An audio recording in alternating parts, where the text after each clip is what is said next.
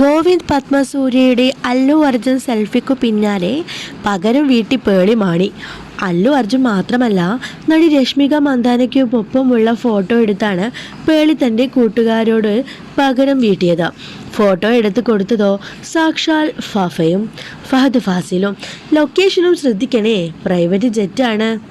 കഴിഞ്ഞ ദിവസം അല്ലു അർജുനും രശ്മികയും പുഷ്പ പ്രമോഷനു വേണ്ടി കേരളത്തിൽ എത്തിയിരുന്നു.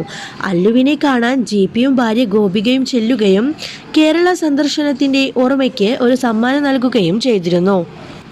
അല വൈകുണ്ഠ പുരമൂലു എന്ന തെലുങ്ക് ചിത്രത്തിൽ അല്ലുവിനൊപ്പം ജിപിയും വേഷമിട്ടിരുന്നു. ആ പരിചയവും സൗഹൃദവും പുതുക്കുകയായിരുന്നു ജിപി പങ്കുവച്ച ചിത്രത്തിനു താഴെ അധികം വൈകാതെ പേളിയുടെ കമൻ്റ് എത്തി. എടാ, നിനക്ക് എന്നോടൊരു വാക്കു പറയായിരുന്നില്ലേ? ആ ചിപ്സിനു പകരം ഞാൻ വന്നേനെ എന്നായിരുന്നു പേളിയുടെ പരിഭവം. ഗൈസ്, എന്നെ ഈ പോസ്റ്റിൽ ഡിസ്ലൈക്ക് ബട്ടനായി യൂസ് ചെയ്തോളൂ എന്നും പേളി കൂട്ടിച്ചേർത്തു.